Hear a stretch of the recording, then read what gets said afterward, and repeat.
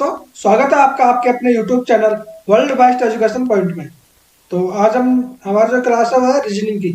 तो क्लास को स्टार्ट करने से पहले अगर आपने चैनल को सब्सक्राइब नहीं किया है तो चैनल को सब्सक्राइब कर लीजिए और बेल आइकन को प्रेस कर लीजिए, जिससे आने वाले हमारी नई वीडियो की नोटिफिकेशन आपको जल्द से जल्द मिल सके। तो क्लास को हम शुरू करते हैं। पहला क्वेश्चन हमारा, चेचक विषाणु से उसी प्रकार संबंधित है जैसे दांत। अब आपको बताना है कि दांत किससे संबंधित है। कमेंट सेक्शन में आपको कमेंट करके बताना है कि दांत किससे संबंधित है। दांत किससे है? कवक से। दांत होता है जो कवक से फैलता है। चेचक विषाणु से फैलता है, उसी तरह दांत है जो कवक से फैलता है। आपने देखा होगा कि दांत होता है तो गोल गोल होता है, उस पर फफूंदी फफूंदी सी हो जाती है ना, तो वो होता है कवक। ठीक है, तो आंसर होगा इसका डी, कवक। अगला क्वेश्चन है, उस संख्या जोड़ी का चयन कीजिए जिसमें दो संख्याएं उसी तरह संबंधित है जो निम्नलिखित संख्या जोड़ी की दो संख्याएं संबंधित है। आपको बताना है जैसे ये संबंधित है एक दूसरे से, उसी तरह से इनमें से कौन सी संख्या है जो आपस में संबंधित है। तो पहले आपको लॉजिक ये देखना है कि इसमें लॉजिक लगा कौन सा है। इसमें जो लॉजिक लगा है उसी के हिसाब से इनमें आपको लॉजिक लगाना है और इसका आंसर बताना है। तो आंसर तो इसका ये होगा। अब आपको बताना है कि ये लॉजिक लगा कैसे। तो देखिए मैं बताता हूँ आपको। 785, ठीक है, रीजनिंग का क्वेश्चन है, थोड़ा ध्यान से रहे। तो आपको करना है ब्रैकेट, ठीक है, ये ब्रैकेट है और ये 7 × 7, ओके, ये ब्रैकेट बंद कर दिया। अब करना है आपको प्लस, क्या करना है, प्लस क्या, 6 का स्क्वायर, ठीक है। अब ये हो गया 7 7 49, कितना, 49, और 6 36, कितना होगा, 6 36, और इनका जो टोटल है वो टोटल कितना है, 85, कितना है, 85, ये देख रहे हो आप, 85 ऐसा है। तो अब ये कैसे है ये आपको मैं बताता हूँ। 8 को लीजिए, 8 गुणा 8, ये ब्रैकेट में बंद है, प्लस इधर 6 लिए थे तो इधर लेंगे अपन 7, क्योंकि एक संख्या बड़ी भी है। तो 7 7 49, 8 20 64, 8 20 64, और 7 7 49, कितना हो गया, 113, ठीक है। ये इस तरह से बना है। तो अगला क्वेश्चन देखते हैं। आप ये सब इनमें भी ट्राई करके देख सकते हैं। अगर ये जो फॉर्मूला है इनमें लग रहा है तो आपका ये सही हो सकता है और ये गलत हो जाएगा। लेकिन अगर आपका इनमें से किसी में फॉर्मूला नहीं लग रहा तो आपका ये आंसर सही है। यदि v बराबर 44 और FAT बराबर 54 है तो LAT को किस प्रकार कूटित किया जाएगा। आपको बताना है कि LAT को किस प्रकार कूटित किया जाएगा। इसके लिए आपको पहले तो वर्णमाला के जो अक्षर हैं वो कितने नंबर पे आते हैं उन सबों का आपको याद रखना है। जैसे T20 है ना, जो जितने भी है A से लेकर Z तक, इनके आपको सीरीज वाइज जो इनके नंबर हैं वो आपको याद रखने हैं, ठीक है। तो अब देखते हैं कि इनमें से कौन सा लॉजिक क्या लगा हुआ है। V अपन को लगाना है LATE का, ठीक है, LATE का देखना है। तो L हमारा कितने पे आता है, L 12 पे आता है, A 1 पे है, T 20 होता है और E 5 होता है, ठीक है। टोटल कितना हो गया इनका, इनका टोटल होगा 20, 25, 26, 38। कितना हो गया? 38। ये 38 हो गया। इसको मल्टीप्लाई करेंगे 2 से। किससे? 2 से। तो आपका जो आंसर है वो आ जाता है 76। ठीक है। यही इन सबों को, जो v है, v कितने पे आता है? v कितने पे आता है? तो उसको 2 से मल्टीप्लाई करना है, और जो भी आपकी संख्या आएगी वो ये होगी 44। एफ ए टी का लगा लो। एफ कितने पे आता है? 6 पे। ए 1 और टी 20। तो ये हो गया 27। ठीक है। 27 गुणा 2 कर लो, कितना हो गया? ये 54 हो गया ना। तो इसी तरह से ये जो लॉजिक है वो इसमें लगा हुआ है। तो आपका आंसर हो जाएगा डी 76। निम्नलिखित 4 अक्षर समूह में से 3 एक निश्चित तरीके से समान है और एक अलग है। बेजोड़ विकल्प का चयन कीजिए। इनमें से जो बेजोड़ विकल्प है उसका आपको चयन करना है।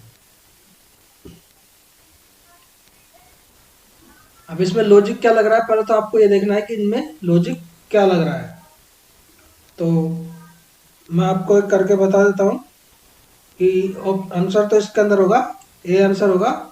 और ये आंसर ये होगा क्योंकि इनका जो टोटल है वो सब सम है, यानी इनका जो टोटल करने पर सम संख्या आएगी और इसका टोटल करने पर संख्या आएगी विषम।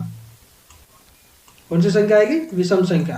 तो ये सबसे अलग है। इसमें सम विषम का जो ट्रिक है वो लगी हुई है, तो उसको जो टोटल करेंगे वो विषम होगा। ठीक है। या अगर आपको लगता है कि ऐसे ही करके बता रहे हैं तो देखो, एच आता है 8 पे, एस आ रहा है 19 पे,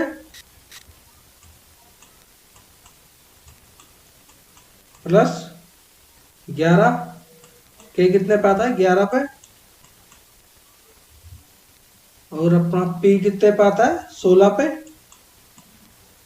और एम है 13 पे। ठीक है। इनको टोटल करेंगे तो हमारा जो आएगा आंसर वो आएगा 67। ठीक है। 67 आएगा।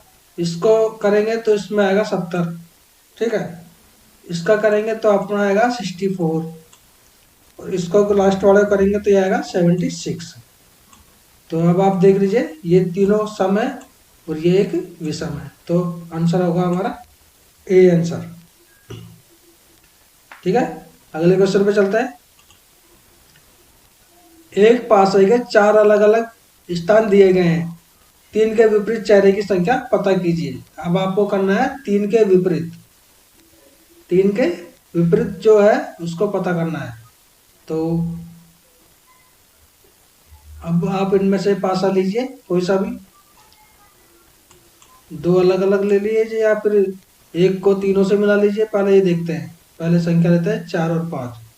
तो ये 4 5 इसमें, 4 5 इसमें, 3 का अपोजिट 2 हो सकता है। अब इसमें भी देखते हैं, 3 और 6 इसमें, 3 और 6 इसमें, कट गए। 5 का अपोजिट 1 है। ठीक है। 5 का अपोजिट 1 है। तो हमारा आंसर यही होगा कि 3 का अपोजिट है 2। ठीक है। इसको भी मिला सकते हैं। ये देखिए 3 5 और 4, 3 5 4। तो इसमें लेंगे पहले 3 1 और ये 6। तो इसमें हमको पता नहीं चल रहा है कि 3 के अपोजिट क्या है। ये हो गया हमारा। ठीक है। अब इसको लेंगे हम 3 5 और 4। ये हम इससे मिलाप कर रहे हैं। ठीक है, सब होगा। और हमेशा क्लॉकवाइज ही चलना है। ठीक है, हम ऐसे नहीं घुमा सकते। जो ये जो सीरीज है उसको क्लॉकवाइज ही रखना है ना। तो 3 लेंगे, 3 5 और 4, ये हमारा हो चुका है। अब इसको लेंगे तो इसमें पहले 3 आ रहा, तो 3 6 और ये 5। तो ये तो बैठ ही नहीं रहा। ठीक है। अब ये दोनों हो गए। अब इससे लीजिए 4 और 5, 4 और 5, जो संख्या मिल रही है सामने दिख रही है उनको आपस में काट देना है। तो 3 का अपोजिट है 2, 3 का अपोजिट 2, तो आंसर होगा सी। एक कूट भाषा में ब्लेंड को ENPENHPG लिखा जाता है। इस कूट भाषा में विनर को किस प्रकार लिखा जाएगा। अब आपको बताना है विनर को किस प्रकार लिखा जाएगा। तो इसमें जो ऑप्शन होगा आंसर वो होगा सी। अब ये सी जो इसका लॉजिक क्या लग रहा है वो लॉजिक आपको पकड़ना है कि इनमें लॉजिक क्या है। देखिए BHEND, ठीक है, इसका जो मिलाप है वो है ENHP और G। अब आपको देखना है कि ये किस तरह से आपस में एक दूसरे से मिले हुए हैं। तो देखिए +3 हो रहा है यहाँ पे,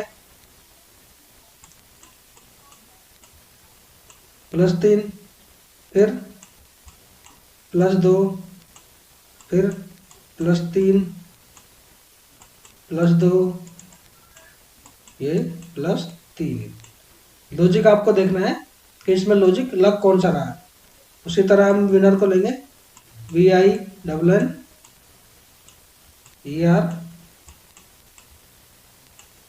तो V का जो तीसरा अक्षर है वो कौन सा है,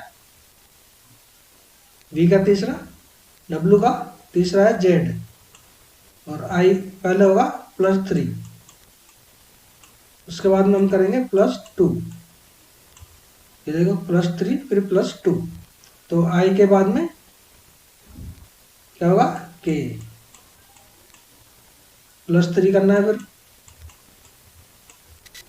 इसी तरह +2 और ये +3, ठीक है। आंसर हो जाएगा सी आंसर।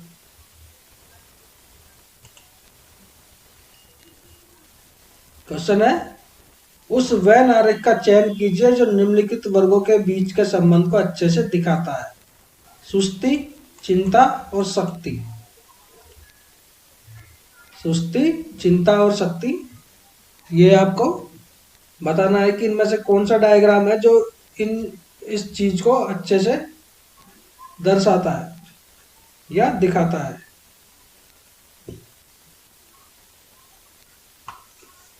कमेंट कीजिए और बताइए। देखिए आंसर होगा सी, क्योंकि सुस्ती, चिंता और ये शक्ति ये एक के अंदर ही नहीं है, ये तीनों अलग अलग है, ठीक है, ये तीनों अलग अलग है।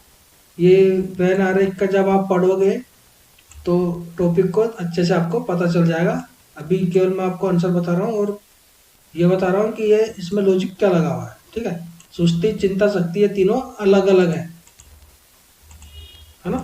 तो ये अलग अलग ऑप्शन होगा सी। उस विकल्प का चयन कीजिए जिसमें दी गई आकृति चिन्हित है। आपको बताना है कि ये आकृति जो बनी हुई है वो किसमें बनी हुई है। ये आकृति जो बनी हुई है वो किसमें बनी हुई है। आकृति का आपको चयन करना है कि ये आकृति किसमें बनी हुई है।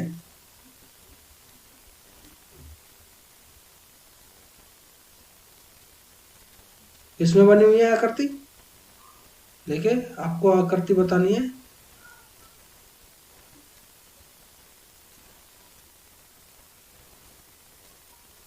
ये देखिए ये जो आकृति है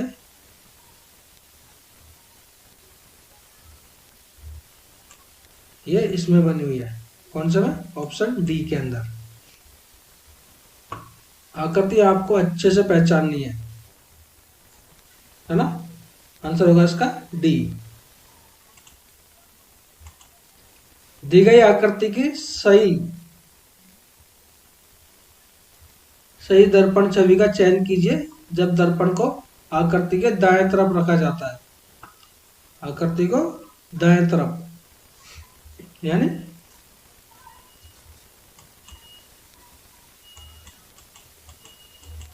इधर की तरफ,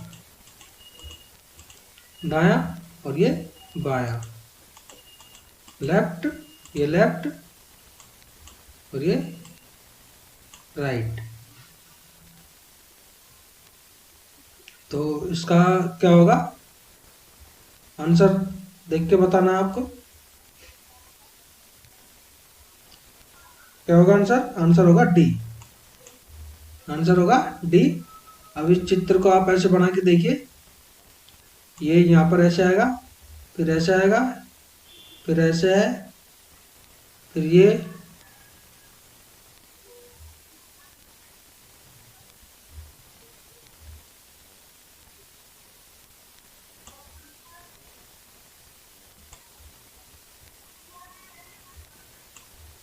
देखिए इस तरह से चित्र बना हुआ है।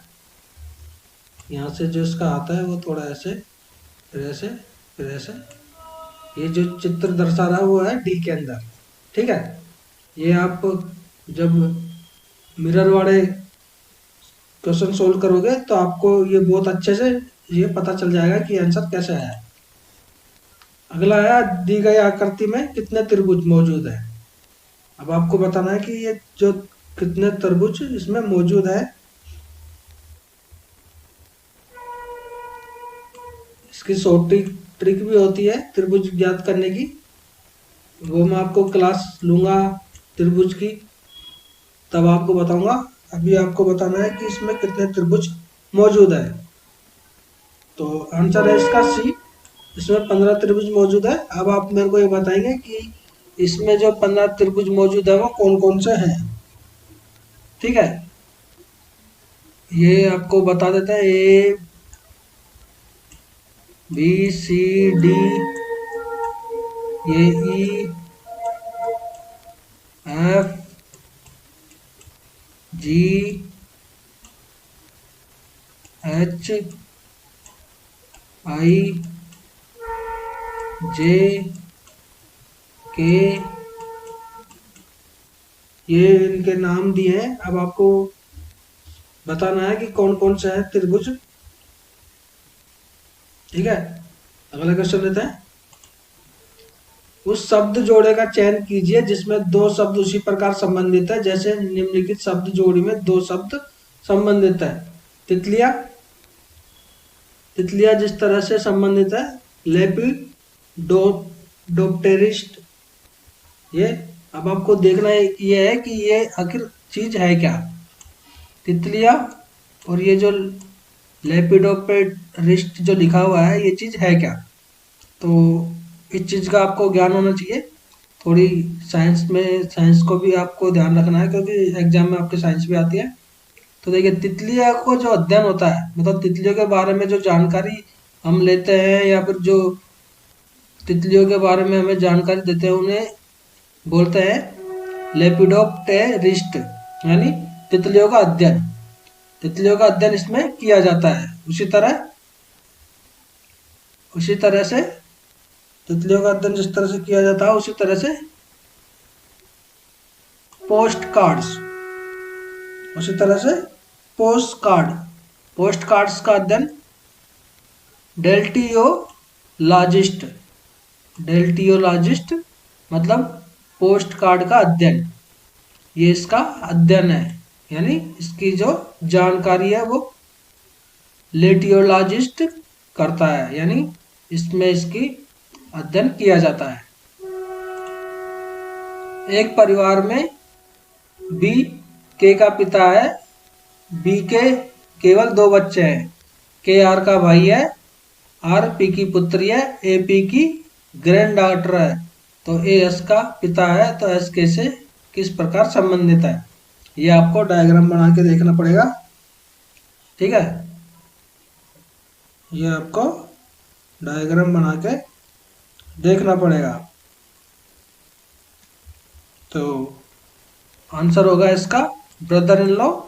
और अब आपको बता दें कि इसमें जो ये चिन्ह होते हैं, बराबर का जो चिन्ह होता है वो है पति पत्नी। ठीक है, बराबर का चिन्ह पति पत्नी का, ये जो खड़ा चिन्ह है वो चिन्ह होता है कि पुत्र या पुत्री, पुत्र या पुत्री, ऊपर का जो चिन्ह होता है, ऊपर जो चिन्ह होता है वो माता या पिता। ठीक है, ये आपको क्लास जब चलेगी इसकी उसमें आपको पूरी डिटेल में बताया जाएगा। तो अभी आंसर इसका है ब्रदर इन लॉ। क्या है? Brother in law. अगला है निम्नलिखित समीकरण को सही करने के लिए कौन से दो चिन्हों को आपस में बदला जाना चाहिए? कौन से दो चिन्हों को आपस में बदला जाना चाहिए?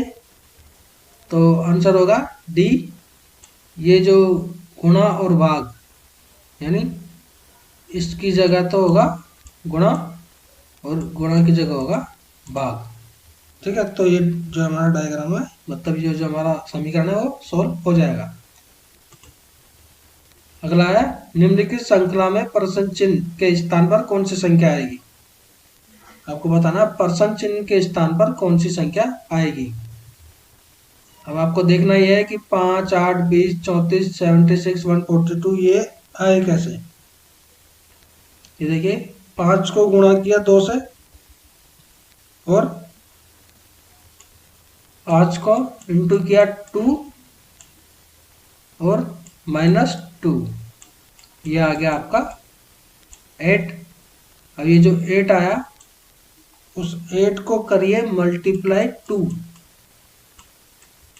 माइनस कीजिए नहीं, 2 किया तो अब आपको करना है प्लस 2, ये 4, ये 8 दूनी 16, 16 और 4 20, 16 और 4 20, ये देखिए 20 आ गया। अब 20 को लेंगे इधर, इंटू करेंगे 2, माइनस करेंगे 6, यानी 40 - 6 कितना होता है? 34। अब ये जो 34 है इंटू करेंगे 2, माइनस किया तो अब हम करेंगे प्लस, ये हो गया 8, कितना हो गया? 76। ठीक है, अब 76 इंटू 2 माइनस 10 कितना लेंगे? अब 10 लेंगे और ये हो जाएगा हमारा 142। ठीक है, अब 142 के आगे का हमको देखना है, तो 142 इंटू 2, पहले माइनस किया था तो अब करेंगे प्लस, कितना? 12, तो आपका आ जाएगा 296। कहाँ पर है? Option A 296। ठीक है, इस तरह से आपको देखना यह है कि इनमें कौन सा लॉजिक लग रहा है। रीजनिंग का मतलब यही है कि आप तर्क शक्ति यानी आप कितनी अपनी जो माइंड है उसको चला सकते हो। क्वेश्चन है निम्नलिखित शब्दों को एक तार्किक और सार्थक क्रम में व्यवस्थित करें। निम्नलिखित शब्दों को तार्किक और सार्थक क्रम में व्यवस्थित करें। तो आपको इनको एक सही क्रम में लगाना है। बंदर, हाथी, चूहा, मक्खी, शेर। ठीक है, तो पहले आएगा चूहा, कितने नंबर पे? 3 नंबर पे, 3 ये भी है। अब देखना यह है कि इन दोनों में से कौन सा सही है। दूसरा है चूहे से बड़ा क्या है?